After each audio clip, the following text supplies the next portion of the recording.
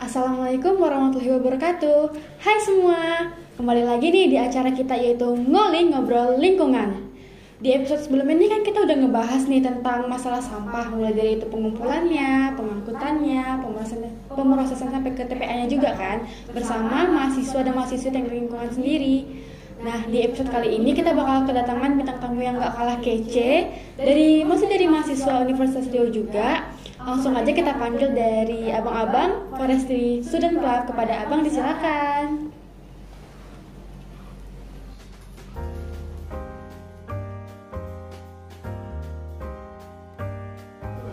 Gimana nih bang kabarnya? Alhamdulillah. Boleh dong bang perkenalannya dulu dari bang Zulfa. Oke. Halo teman-teman semuanya, perkenalkan nama aku Zufarul Aswari, biasa dipanggil Zufar, dari jurusan Kehutanan Fakultas Pertanian Universitas Riau angkatan 2020. Halo, perkenalkan teman-teman, nama saya Stefanus Pandera Purba, biasa dipanggil Stefanus. Saya mahasiswa Kehutanan 2020 Fakultas Pertanian Universitas Riau. Halo. Gimana nih bang kabarnya? Alhamdulillah baik, sehat. Gimana nih bang kan perkuliahannya nih selama 1 semester nih gimana? Perkuliahan sejauh ini sih aman-aman aja. Aman-aman aja. Aman-aman aja. Entar lagi mau skripsian juga. Skripsi juga ya udah mau di akhir nih ya Iya. bang. Untuk ini kegiatan himanya gimana bang? Kegiatan hima kemarin kami udah baru ngerjain kegiatan apa namanya? Family Family Oh, gathering. family gathering gimana tuh bang? Family gathering itu jadi kami sejurusan malah. Sejurusan malah. Satu jurusan dari alumni, dosen, senior, junior, semua dikumpulin. Jadi buat kegiatan yang seru-seru, rame-ramean gitu. Itu di mana tuh bang kegiatannya? Kemarin kami kegiatannya di gedung hukum yang Oh, di gedung hukum. Ya, di situ jadi seru-seruan di situ, main-main bareng gitu. Oke, kan ini kita bakal ngebahas nih, karena abang dari kehutanan kan. Yang Berarti kan ini kita bakal ngebahas gimana sih kondisi hutan sekarang ini nih. Gitu. Kan kita lihat sekarang nih kayak seharusnya Indonesia ini kan menjadi paru-paru dunia nih kan. Cuman kita lihat di kondisi sekarang nih hutan Indonesia tuh kan udah dibilang dengan keadaan yang kurang baik gak sih bang? Menurut abang gimana sih kondisi tentang hutan pada saat ini nih? Mungkin kalau dari saya pribadi sih kondisi hutan sekarang ini cukup memprihatinkan. Karena apa? Karena pada dasarnya sekarang ini orang-orang memilih untuk berkebun, apalagi berkebun sawit. Dan sekarang apa yang membuat hutan tidak lagi menjadi lebat, tidak hijau seperti dulu lagi, karena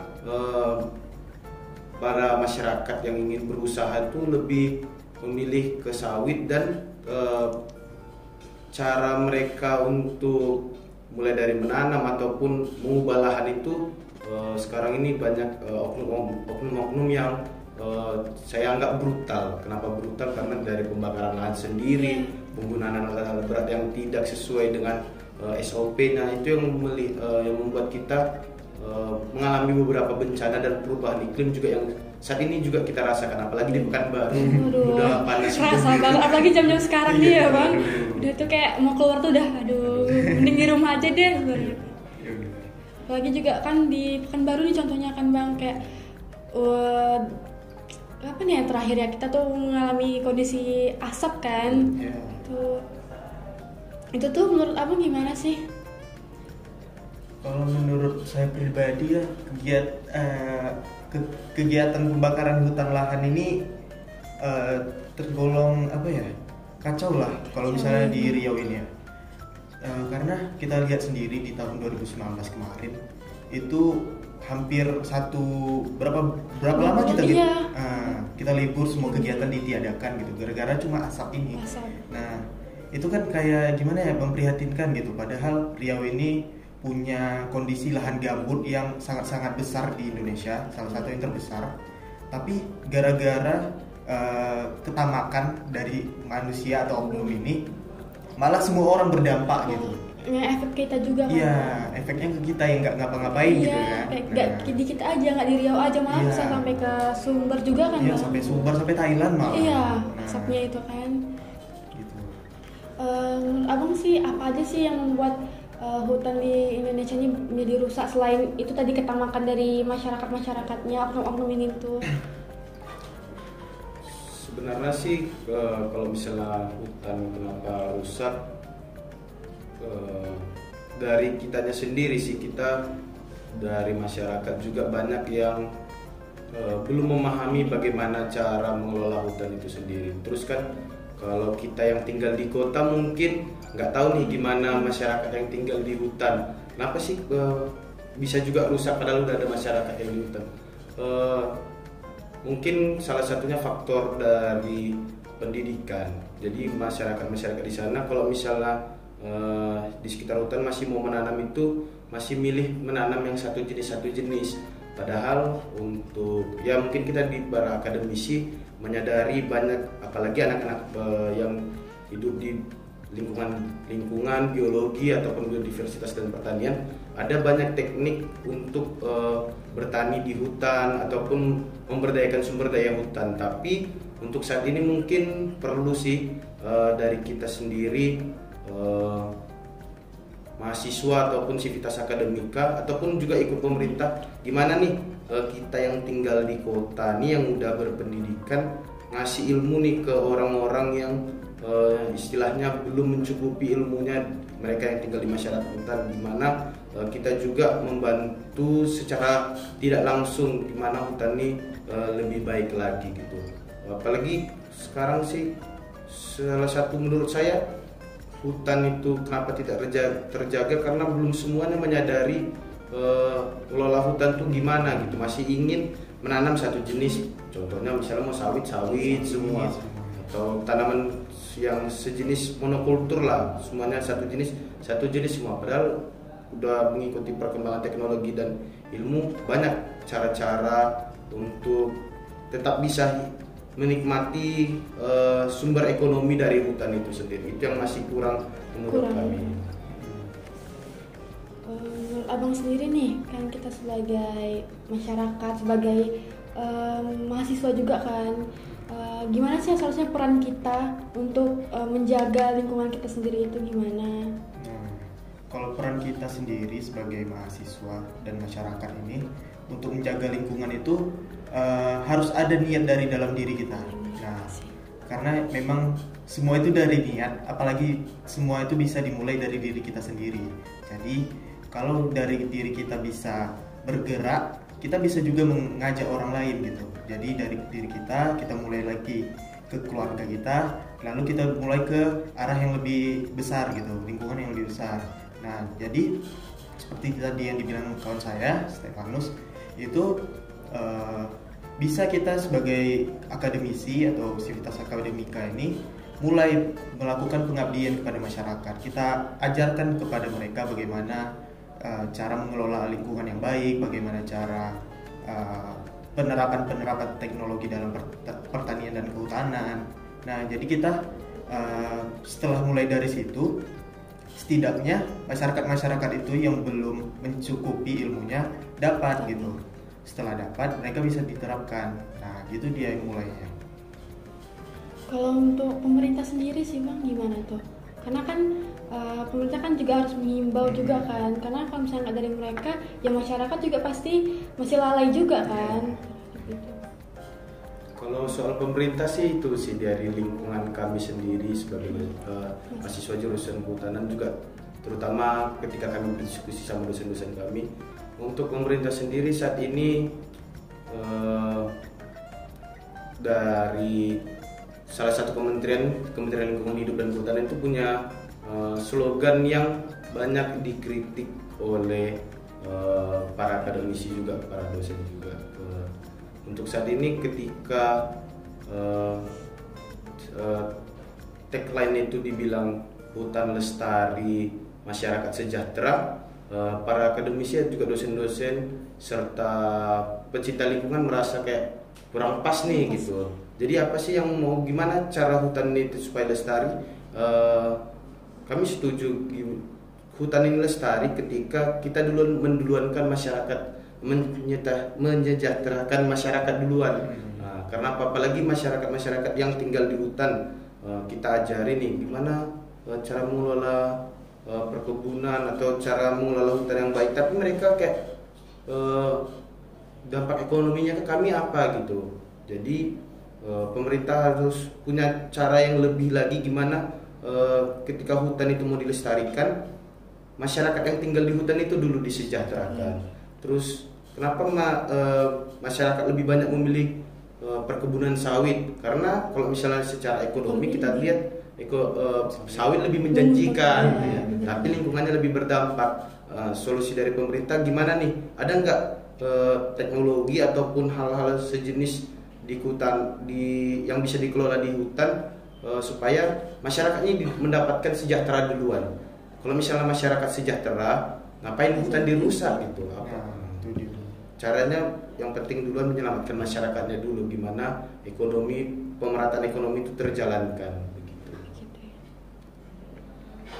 Kan salah satu dampak dari hutan yang rusak ini juga kan perubahan iklim kita rasain sekarang ini kan Bang.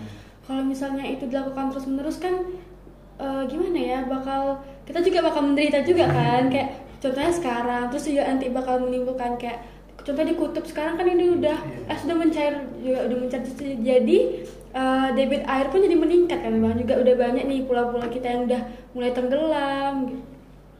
Terus kayak jika misalnya hal itu terjadi, upaya apa yang harus kita lakukan begitu Bang, kayak untuk mencegah supaya itu tidak terjadi gitu lah. Pencegahannya itu ya seperti yang saya bilang tadi, kita harus memulai itu semua dari diri kita sendiri. Kita harus bisa menerapkan segala macam kebijakan yang ditetapkan, bagaimana kita harus menjaga lingkungan itu sendiri. Karena kalau misalnya terus-terusan dibiarin kayak gitu ya, itu yang berdampak itu bukan cuma kita, tapi masyarakat secara luas bakal merasakannya itu. Jadi memang harus dilakukan seperti kebijakan penentuan seberapa banyak sih luas hutan yang dapat ditebang. Lalu setelah ditebang harus dilakukan juga proses restorasinya. Nah gitu. Terus juga untuk lahan gambut gitu. Lahan gambut ini juga kita tahu udah lumayan kritis, apalagi di Riau. Nah di situ harus dilakukan upaya-upaya restorasi, seperti kita harus rewetting, revegetationnya juga gitu, revitalisasi. Itu harus terus dilakukan. Baik itu bukan cuma kita mengedepankan dari pemerintah saja, tapi kita harus melakukan kolaborasi kalau menurut aku sendiri ya. Karena dengan cara kolaborasi dari beberapa pihak atau stakeholder itu bakal lebih bisa gitu, lebih mudah dilakukan, karena dari beberapa pihak yang sama itu melakukan satu tujuan, untuk mendapatkan satu tujuan yang sama itu. Jadi misalnya dari pemerintah daerah, masyarakat, kelompok adat itu sama-sama melakukan proses untuk mensejahterakan lingkungan, itu nanti bakal lebih dapat tepat sasaran gitu. Jadi dari beberapa pihak yang tergabung dapat mencapai satu tujuan yang sama, itu ya kita mau mensejahterakan atau melindungi lingkungan kita gitu. Boleh saya tambah? Boleh. Jadi kalau misalnya sederhananya sih, kalau contohnya di Pekanbaru nih, kita yang tinggal di Pekanbaru, untuk kita mahasiswa sih untuk mengurangi perubahan iklim juga berdampak. Caranya sih mudah aja.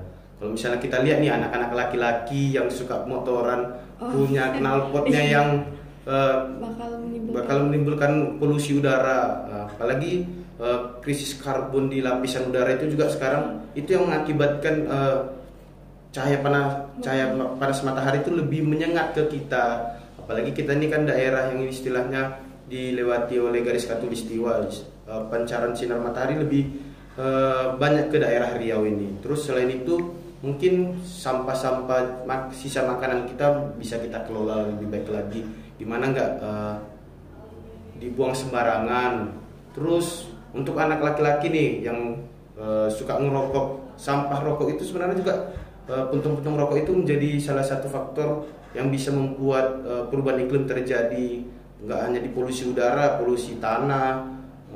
Mungkin kita sendiri mulai dari pribadi kita, gimana cara kita merawat lingkungan sekitar kita dari sampah kita, terus hidup sehat kita, menggunakan motor yang nggak terlalu mengeluarkan asap banyak gitu. Mungkin kalau yang tinggal di dekat kampus bisa bersepeda gitu. Salah satunya juga kalau kita sebagai mahasiswa nih, kita harus bisa menggunakan kertas secara cermat gak sih Bang? Karena kan kalau misalnya kita makin banyak menggunakan kan berarti makin banyak juga nih pohon-pohon yang ditebang. Sedangkan kadang perusahaan-perusahaan tuh mereka cuma memikirkan tebang tanpa kadang kayak nggak balance gitu loh, kayak mereka tebang berapa, yang mereka tanam lagi itu berapa. Terus juga butuh waktu yang lama kan untuk pohon tuh bisa tumbuh lagi menjadi kayak ya lebih cepat besar lah gitu kan. Oke, berarti sebenarnya tergantung mindset dari kita juga kan Bang. Kita harus dari niat kita juga. Kalau misalnya kita nggak punya niat nih kayak yang ya bakal kayak gini aja gitu, malah makan lebih buruk juga kan. Iya, Oke, berarti ada nggak sih Bang pesan untuk teman-teman di rumah nih gitu, kayak untuk menjaga lingkungan kita? Pesan buat teman-teman yang di rumah itu, mulailah peduli dari lingkungan kalian sendiri, peduli dari rumah kalian sendiri. Mulai dari itu memilah sampah organik dan anorganik, lalu bisa juga mengurangi pemakaian listrik dan air. Jadi itu semua bisa dimulai dari rumah kita sendiri, tanpa harus kita kegiatan yang besar-besar. Kita bisa mulai dari kegiatan yang kecil aja untuk melindungi lingkungan kita. Kalau dari Bang Stefanus nih? Kalau untuk saya sendiri sih seperti yang sudah disampaikan juga tadi. Kalau misalnya bukan dari kita, siapa lagi yang mau menjaga lingkungan kita? Kita juga mahasiswa Universitas Riau dan mahasiswa yang tinggal di Pekanbaru, berkuliah di Pekanbaru ataupun di Riau udah merasakan nih, udah panas sekali kalau misalnya mau keluar. Terus apa sih solusinya? Ya begitu, kita dari sendiri kita merawat lingkungan kita. Mungkin teman-teman yang di rumahnya juga ada AC atau pemakaian gedung di AC, jika tidak diperlukan dikurangi gitu, karena kita tahu lapisan-lapisan ozon udah mulai menipis. Juga lingkungan sekitar seperti yang saya sampaikan tadi, menjaga dari hidup kita sendiri, baru kita bisa tularkan ke teman-teman kita cara hidup yang lebih sehat lagi. Nah itu sih dari saya. Oke nih teman-teman, kan udah dapat nih pesan dari abang-abang kita untuk menjaga lingkungan kita. Makanya kita dari kita sendiri juga harus bisa dong punya punya niat lah gitu kan. Karena kalau misalnya cuma 1-2 orang yang punya niat kan nggak bisa juga kan, nggak akan bakal ada perubahan juga gitu. Oke, terima kasih nih buat Bang Zulfar, buat Bang Stefanus yang udah menyempatkan waktunya, udah berbagi pelajaran lah sama kita semua gitu. Oke teman-teman, terima kasih ya udah nonton video kali ini. Sampai jumpa di Ngoling episode selanjutnya. Bye bye. Udah Pak, udah dimatikan.